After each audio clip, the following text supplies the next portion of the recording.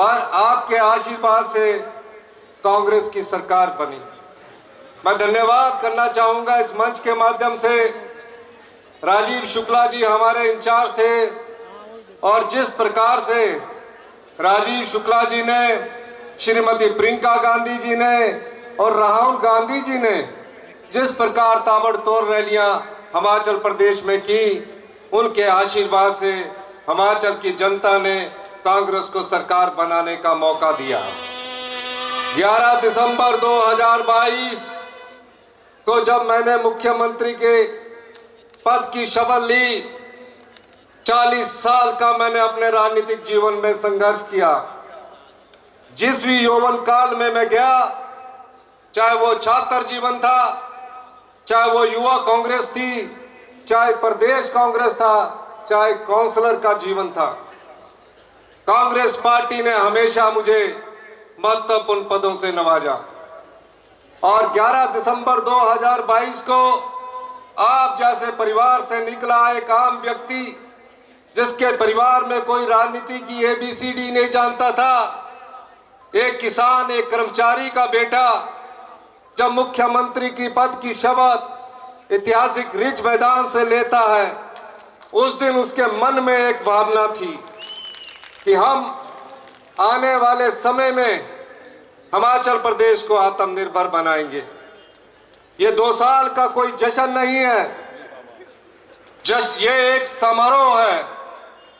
जश्न तो उस दिन मनाया जाएगा जब 2027 में हिमाचल प्रदेश आत्मनिर्भर होगा। और आत्मनिर्भर की दिशा में हम आगे बढ़ रहे हैं।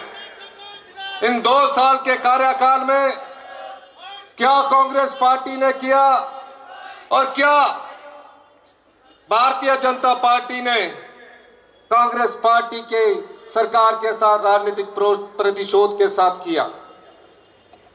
इस प्रदेश का खजाना खाली था। मैं 1 महीने लगातार अधिकारियों से बात करता रहा।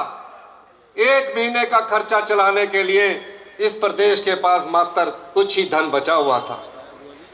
1 महीने तक हमने मंत्रिमंडल का विस्तार नहीं किया और यह आजादी के बाद का पहला ऐसा मंत्रिमंडल था जिसे 1 महीने तक विस्तार नहीं किया गया। मैंने पूरी व्यवस्था को समझा। कुछ लोग टिप्पणियां करते थे कि कभी मंत्री नहीं रहा, कभी चेयरमैन नहीं रहा, कैसे सरकार चलाएंगे। मुझे मंत्री बनने का भी मौका मिला, CPS बनने का भी मौका मिला, चेयरमैन बनाने के लिए भी मौका मिला। मैं 20 साल MLA रहा, लेकिन जब भी मुझे मौका मिलता मैं किसी ना किसी संगठन का अध्यक्ष था। मैंने निश्चय किया कि अगर मैं सत्ता में रहूंगा तो संगठन के साथ न्याय नहीं कर सकूंगा, और मैंने कभी भी सरकार में कोई ओहदा नहीं लिया।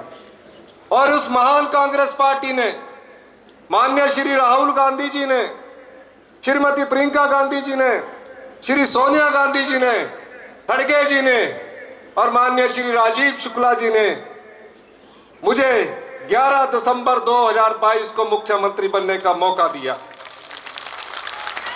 आज मैं मुख्यमंत्री के पद पर बैठकर हिमाचल की जनता के सामने कुछ बातें करना चाहता हूं।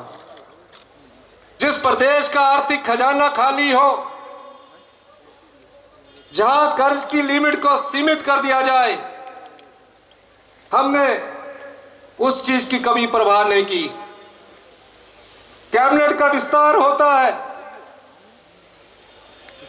कैबिनेट के विस्तार में जो हमने 1,36,000 सरकारी कर्मचारियों को कहा था कि हम आपको ओल्ड पेंशन स्कीम देंगे, हमने किसी प्रभाव को ना करते हुए, केंद्र के दबाव के भी प्रभाव को ना करते हुए, हमने 1,36,000 कर्मचारियों को ओल्ड पेंशन स्कीम दी। उसके बाद हम धीरे धीरे आगे बढ़ते गए। इतिहास की सबसे बड़ी आपदा का सामना हिमाचल प्रदेश की जनता ने किया। भयंकर तबाही हुई।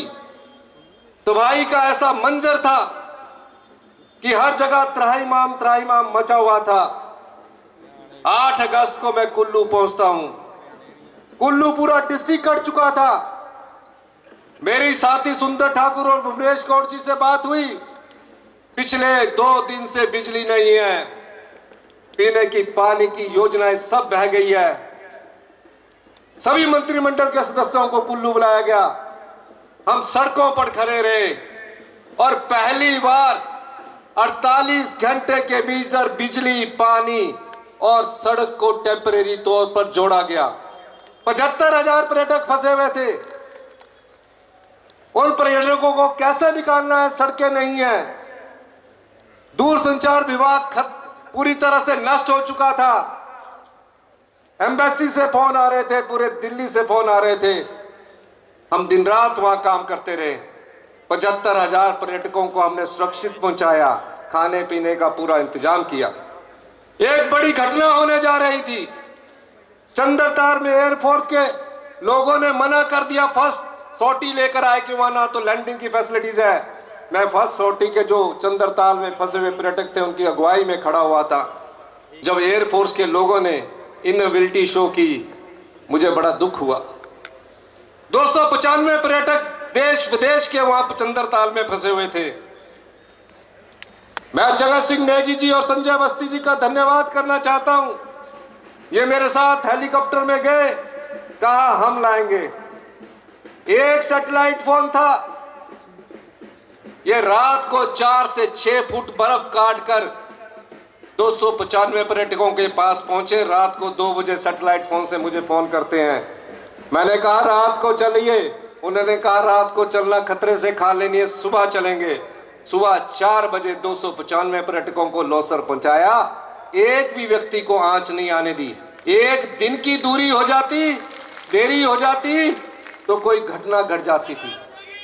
यह सरकार की संवेदनशीलता थी, यह सरकार की संवेदनशीलता थी। जब मैं विभागों की मीटिंग लेता था, मैं सोचता था हिमाचल प्रदेश की जो संपदा है वो गांव के किसान तक नहीं पहुंच पा रही है, आम आदमी तक नहीं पहुंच पा रही है, महिलाओं के सम्मान तक नहीं पहुंच पा रही है। सभी विभागों की हमने बैठक ली। मैं शपथ लेने के बाद उस व्यवस्था को परिवर्तित किया, उस जगह गया जहां बालिका आश्रम था। उन बेटियों के पास मैं गया जिन बेटियों ने अपनी मां को खोया, अपने पिता को खोया। उन बेटियों ने मुझसे कोई मांग नहीं की।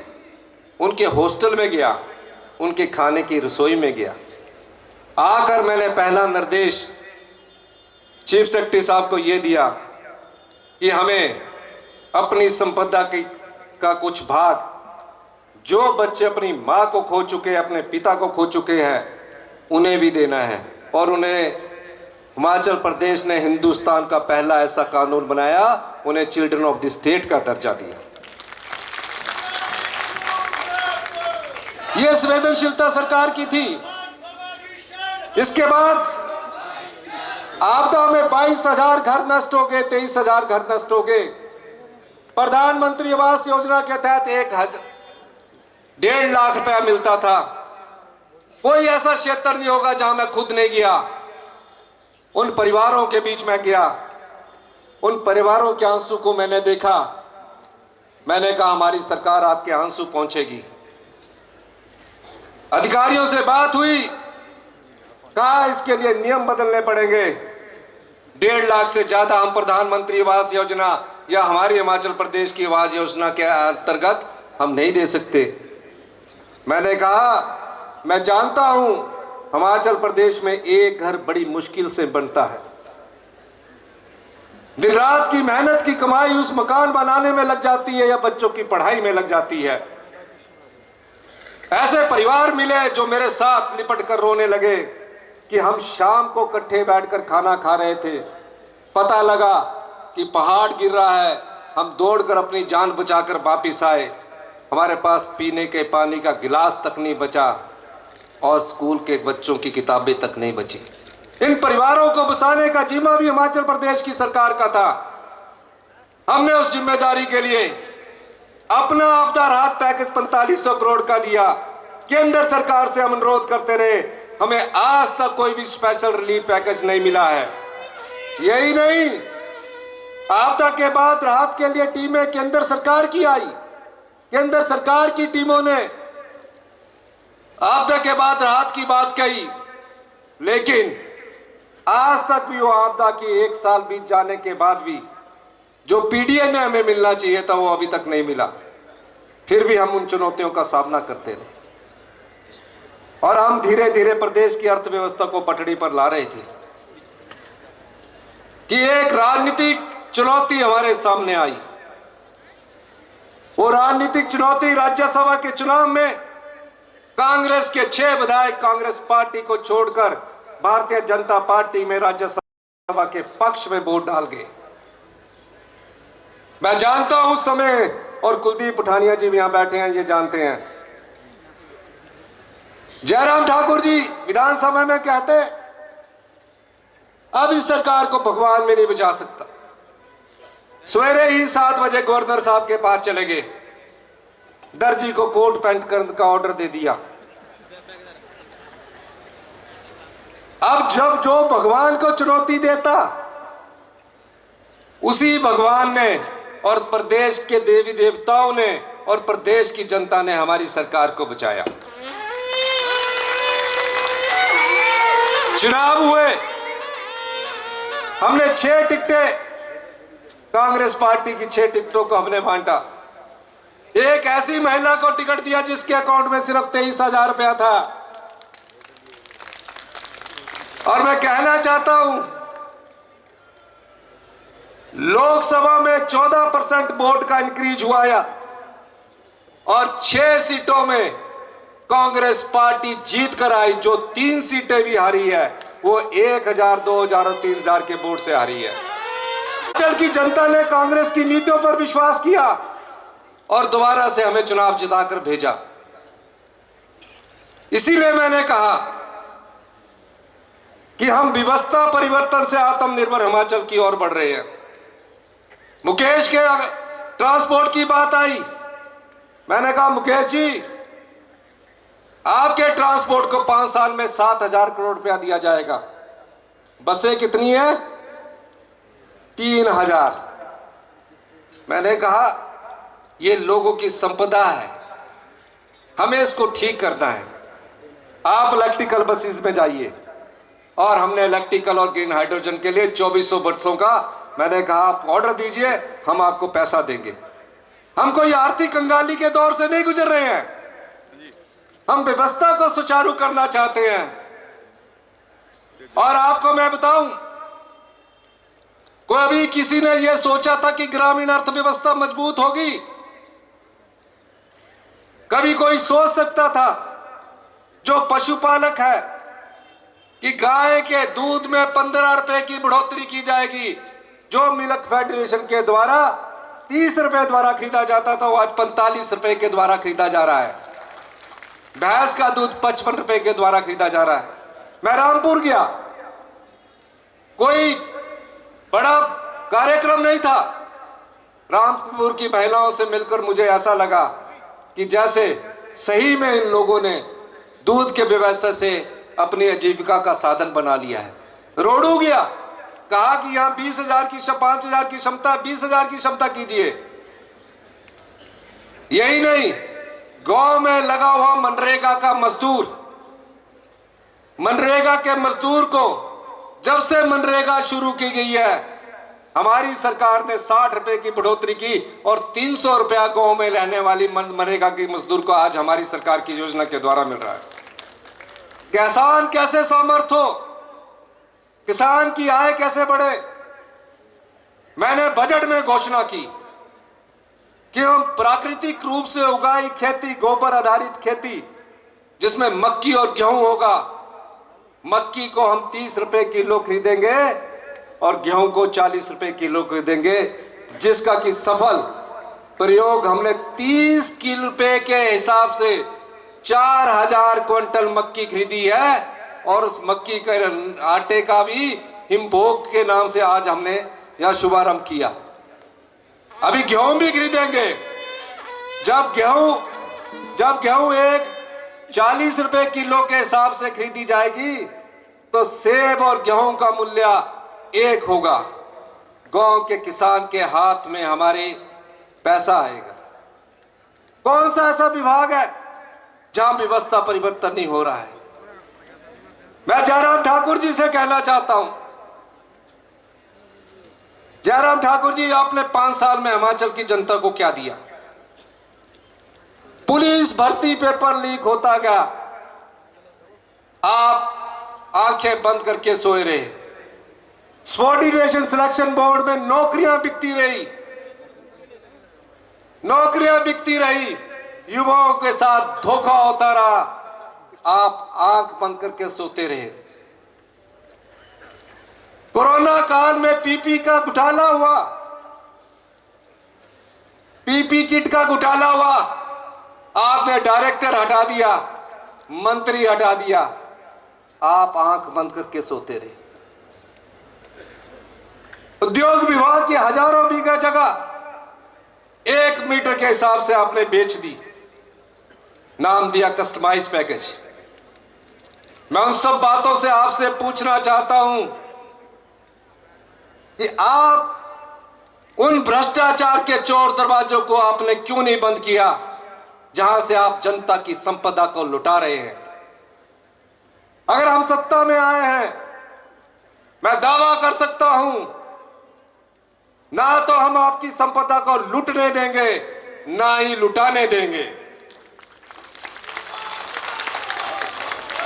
हम संपदा का समाज के सभी भागों में वितरण करेंगे। कर्मचारी क्या है, महिला क्या है, युवा क्या है, मजदूर क्या है, सबको हम सम्मान अवसर देंगे। और मैं आपको ये वादा इसलिए करना चाहता हूं कि हम उस दिशा में आगे बढ़ रहे हैं।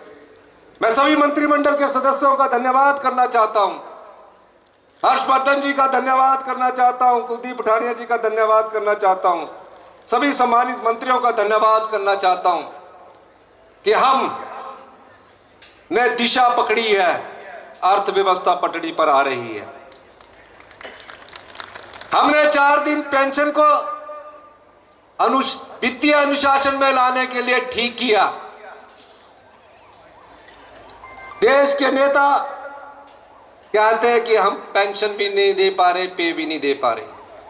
जो 1000 गाड़ियों के लिए पैसा दे रहे हैं, क्या वो पेंशन और पे नहीं दे सकते? दे सकते हैं, सब कुछ दे सकते हैं। 1 महीने में 2 पे दी, 4% डीए दिया, 2 साल में 11% डीए हमने सरकारी कर्मचारियों को दिया। वो हमारी अर्थव्यवस्था को इंगित करता है।